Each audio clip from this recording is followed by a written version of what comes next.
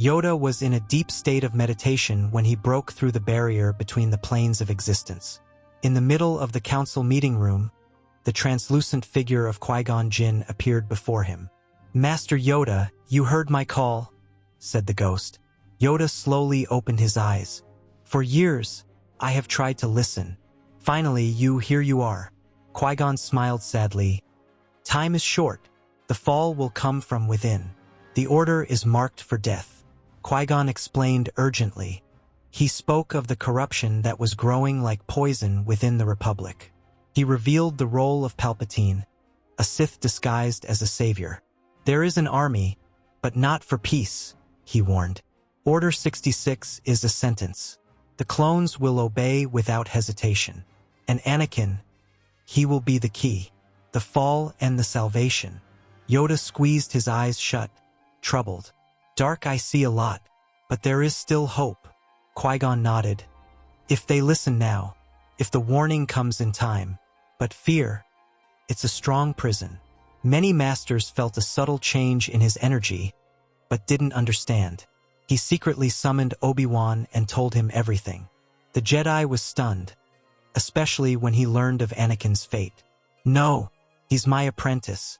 I know him," he exclaimed. Yoda only replied, "Qui-Gon knew him too, and yet, he saw what he could become." It was the beginning of a change that could alter the fate of the galaxy, if there was still time. Yoda's return to the Jedi Council caused disquiet. The more experienced masters felt a new weight in his presence, as if the force around him was denser, more vibrant. Without delay, he revealed Qui-Gon's warning. A secret army, a hidden betrayal, and a sentence for all Jedi. After an intense exchange of silent glances between the members of the council, Yoda took the lead and assigned Obi-Wan and Anakin the mission of investigating the army mentioned in the visions. The old master acted in the way he thought was right to prevent the events of the future. Guided by the clues left by the Hunter Zam Wessel and the hidden records of the Jedi archives, Obi-Wan and Anakin discovered the planet Kamino, mysteriously erased from the galactic map. Upon landing on the floating city amidst storms, they were greeted by clones in training and the Prime Minister, who introduced them to the army of the Republic, supposedly commissioned by the Jedi themselves. Obi-Wan, intrigued, recorded everything on his device. The thousands of clones, the genetic data, the origin of the order, and, above all, the name of the hunter used as a base, Jango Fett. But when he tried to leave discreetly, he was surprised. Jango had expected it. His warrior instincts had alerted him to the presence of the Jedi spy. In the hangar, the fighting began fiercely.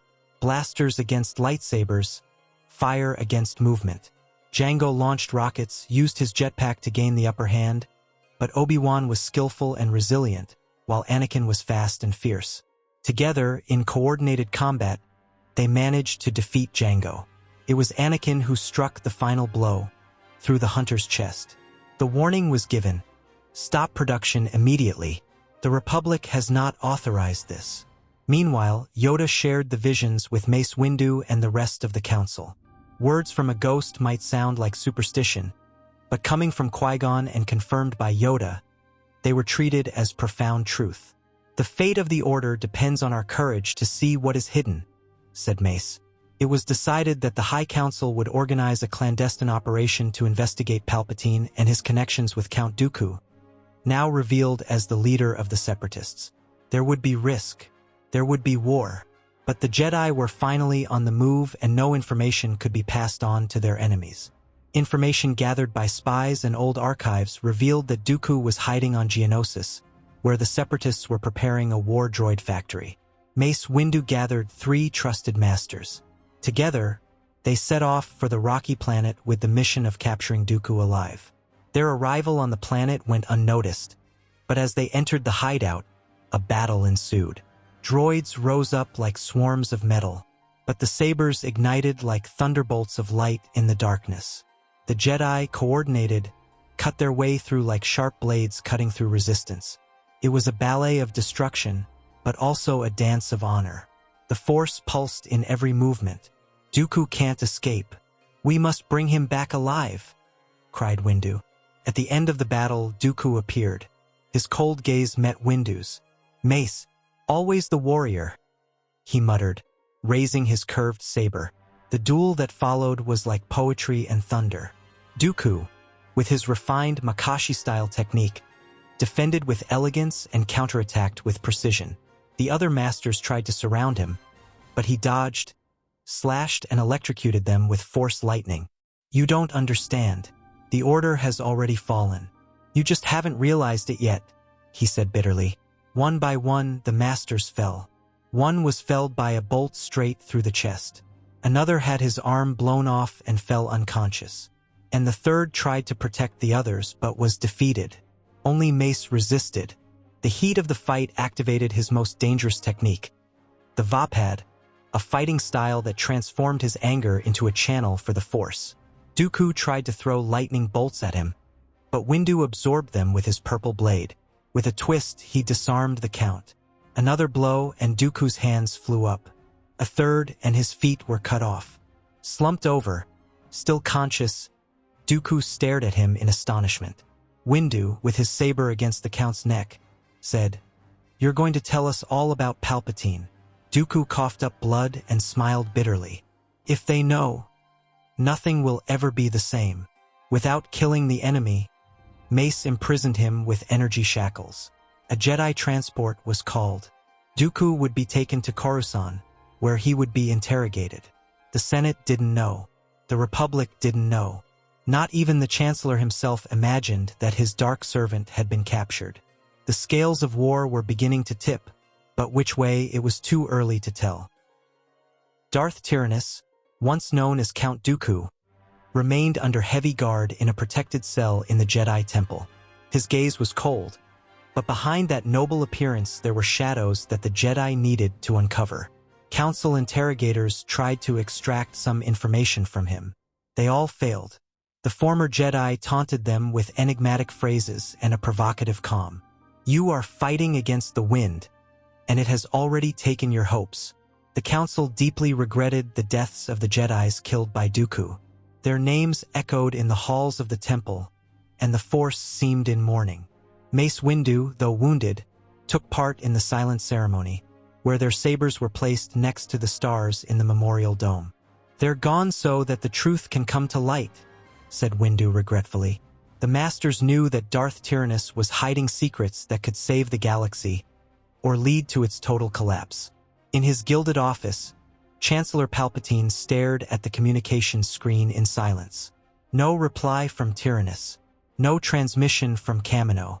The farce he had sustained for so long was beginning to crumble. "He failed, or was captured," he muttered. The news that the clone army had been compromised came from one of his informants on Naboo. Palpatine tightened his grip on the throne with restrained fury. "They're getting too close," he thought. The time for action was approaching, but he was not yet ready to expose his true face.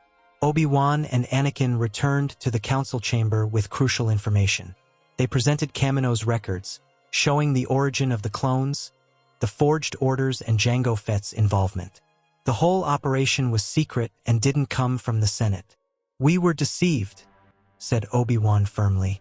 Anakin, uneasy, added, "Jango was serving someone who wanted this army before the war even started." Mace Windu nodded.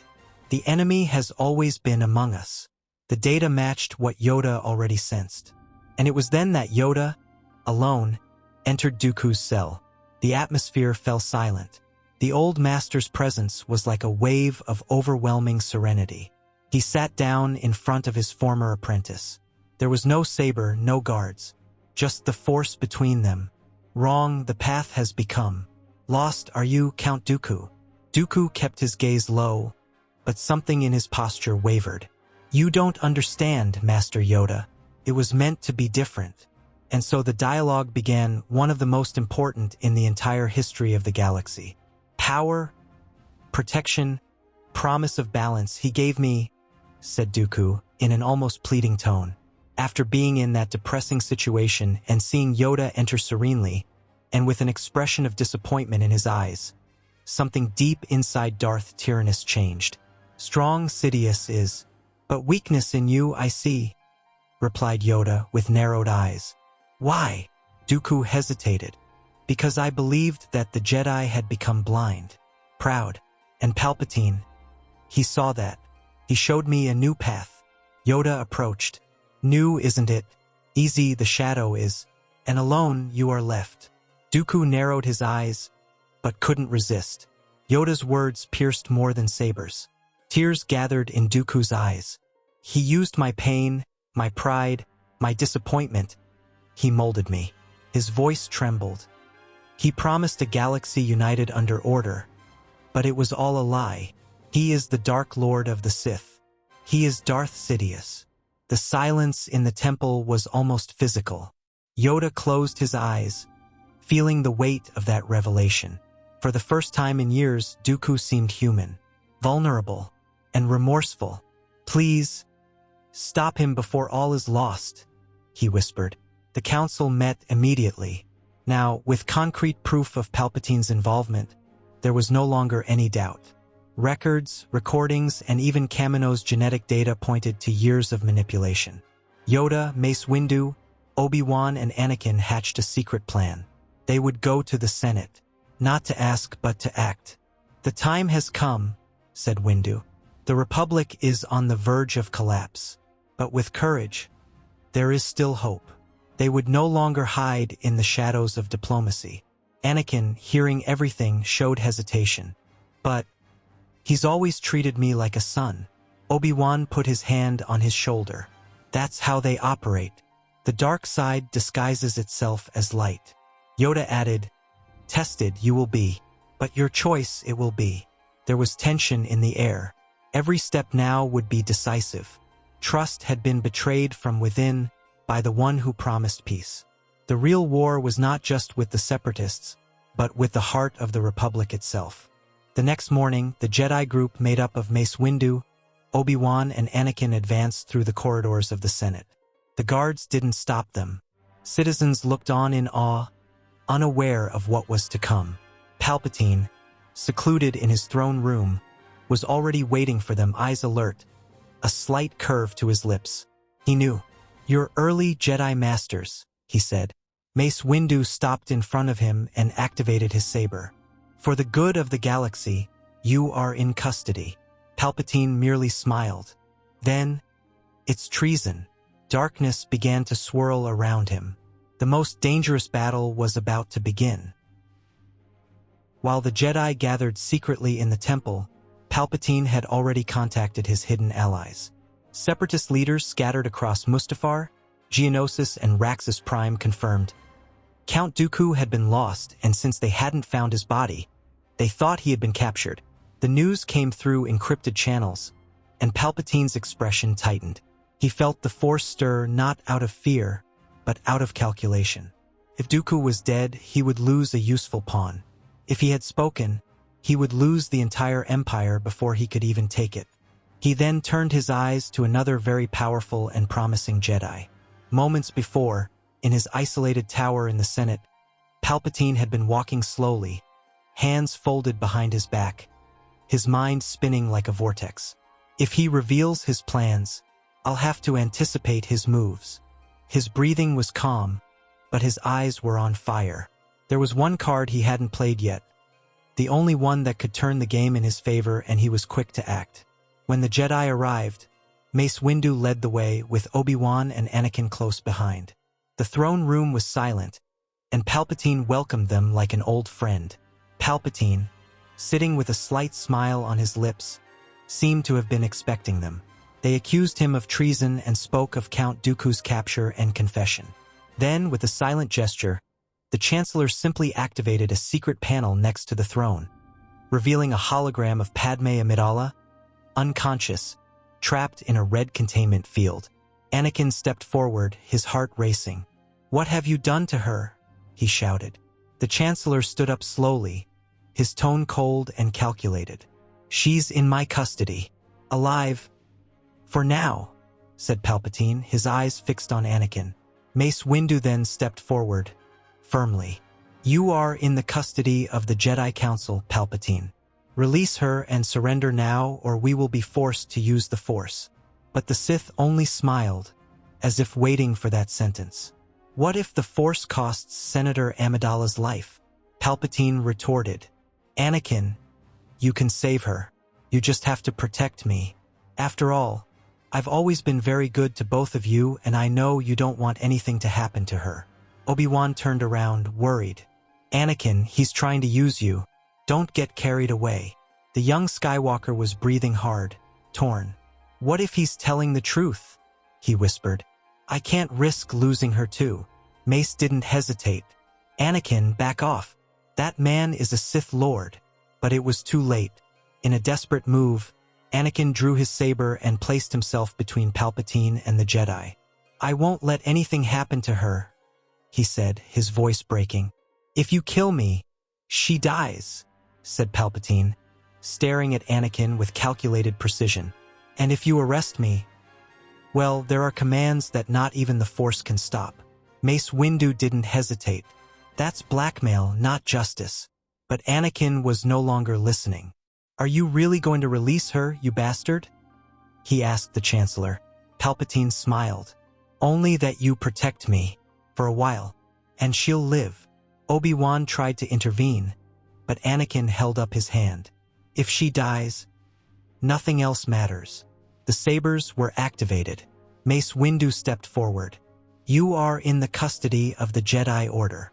Palpatine, undaunted, leapt with inhuman speed, starting a duel of red blades against Mace's purple. Obi-Wan and Anakin split up, trying to surround him. But at the critical moment, Anakin hesitated. He saw Padmé's reflection in the hologram, still alive, and then attacked Mace from behind. The blow was deadly. The violet saber fell to the ground and Windu's body slowly toppled over. No! Shouted Obi-Wan, aiming his saber at Anakin in shock and sadness.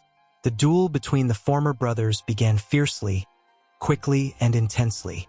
Anakin, now filled with rage and fear, fought with desperation. Palpatine watched with eager eyes. But the fight didn't last long. A precise blow from Anakin cut off Obi-Wan's arm, but Obi-Wan countered by cutting off Anakin's legs. The Master fell to his knees, bleeding and dazed. Palpatine approached Anakin, who was now lying next to Windu's body. His hands were shaking. I did it. For her, he said, his voice choked. Palpatine knelt beside him and touched his face. You did what was necessary. She will live. I promise, and you will come with me. Anakin looked at Obi-Wan, his face distorted with pain. It was to save her, Master. Forgive me. Obi-Wan, now wounded and facing the Sith himself, saw that there was no chance of victory, so he used his cunning to trick them using the Force and jumped through the gigantic glass window of the Chancellor's office, falling from countless heights and surviving by the use of his own strength. In the corridors of the Senate, news began to leak out. A duel had taken place. Masters were dead. The Chancellor said that the Jedis had betrayed him and that order must fall. Chaos was slowly spreading through the galactic capital. The Jedi Council, in shock, had to deal with the truth. Palpatine was the Dark Lord of the Sith, and Anakin had crossed the line for love. Hope now lay in the fragments of the truth, in the choices that remained, and in the fate of Padmé Amidala, still in the hands of the enemy. Darkness had set in, but it was not yet absolute. Anakin Skywalker, wounded and confused, was taken by Palpatine underground to a hidden facility built with technology supplied by the Separatists. There, specialized surgeons implanted new metal legs in his body, cold and precise, to replace his lost limbs. Palpatine watched from afar, satisfied, and at the end of the procedure, he approached with a dark look on his face. The pain has made you stronger. Now you're ready. Anakin asked about Padmé, but Palpatine was direct. When the Jedi fall, she will be yours again. That is the condition. Anakin hadn't yet been baptized as Darth Vader because he hadn't yet fully fallen to the dark side. He was just afraid of losing Padmé, so he carried out a few tasks that the Chancellor set him. Meanwhile, in the Temple of Polis Massa, hidden among the asteroids, Obi-Wan Kenobi was slowly waking up, his wounds treated but his spirit still wounded. Yoda was waiting silently beside him, and when Kenobi opened his eyes, he got straight to the point.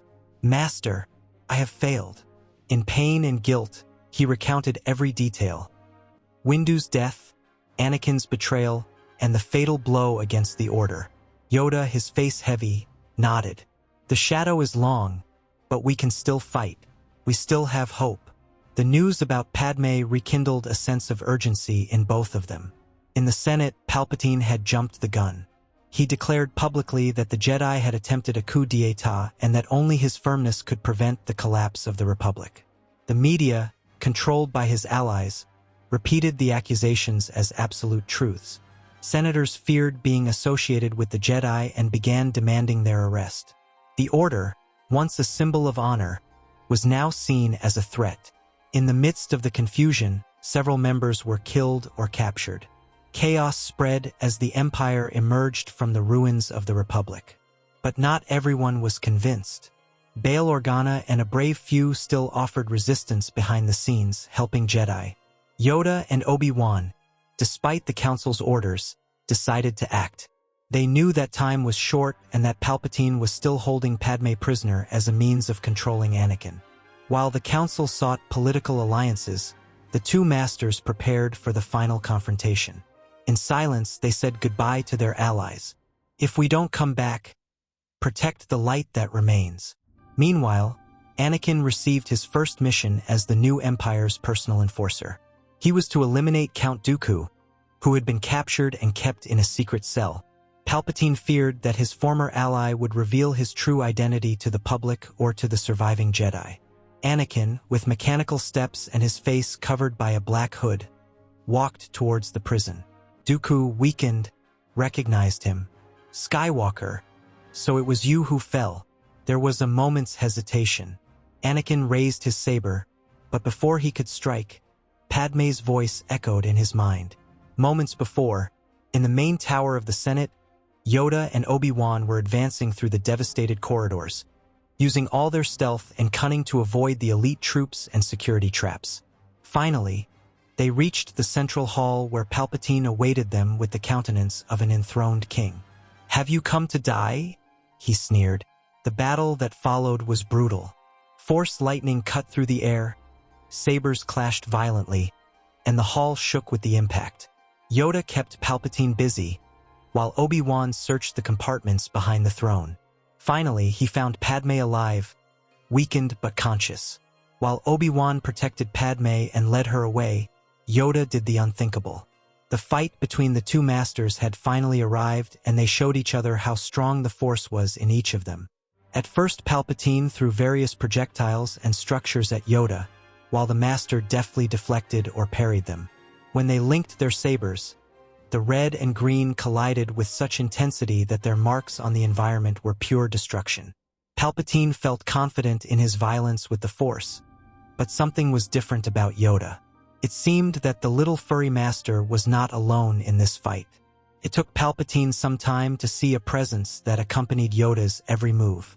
It was the ghost of former Jedi Master Qui-Gon Jinn who was assisting him. Then, channeling centuries of wisdom and power, Yoda executed a swift and calculated mega-movement, severing Palpatine's arm and disarming him. But he didn't stop there. The Jedi Master used the Force to absorb the rays the Sith sent with his other arm in his desperate attempt to win, but it was no use. Then another swift blow came and deprived Palpatine of his other hand, leaving him with no choice of what to do. Yoda deactivated his saber and asked if that was enough for the Sith, but the Sith couldn't take the humiliation any longer and used the Force through his mind to try to bring the whole structure down on top of Master Yoda. But the Jedi just shook his head in disappointment and used his power to project the Sith against the wall with such intensity that cracks appeared all around. Palpatine, weak, still tried to sneer, but Yoda approached, eyes fixed, and with a single direct blow and no more pain, drove his saber through his enemy's heart. The Dark Lord of the Sith was dead. Padme was taken safely to the hangar, where Bail Organa was waiting with a ship ready to escape. But before they could leave, Obi-Wan sensed something. Anakin. He was still nearby. Yoda urged them to flee, and Obi-Wan returned through the silent corridors. He found Anakin about to murder other imprisoned Jedi. There was a silent confrontation, of glances, not blades. Obi-Wan simply said, "She's safe," Anakin hesitated, but believed his master and thanked him tearfully while apologizing for having given in so easily. Anakin was taken into custody and placed before the Jedi Council in ruins. His crimes would not be erased, but his surrender and repentance would ensure that he was tried and not executed. Padme testified about his arrest and revealed Palpatine's plans, as did Dooku, who also testified on behalf of the Jedi. With both testimonies, the Council publicly exposed the horror that had taken hold of power. Palpatine was posthumously unmasked. The galaxy, stunned, was forced to confront the truth. Peace did not return immediately. There were wounds, losses, and broken trust. But the Empire was not consolidated. With the fall of the Sith, the troops dispersed and the systems began to reorganize. Surviving Jedi began to rebuild the Order, now more humble and attentive. Anakin remained in confinement for years, but in his heart, there was peace. He had lost everything: power, honor, freedom, but not Padme. And that, for him, was enough. And so, out of the darkness, a new hope was born.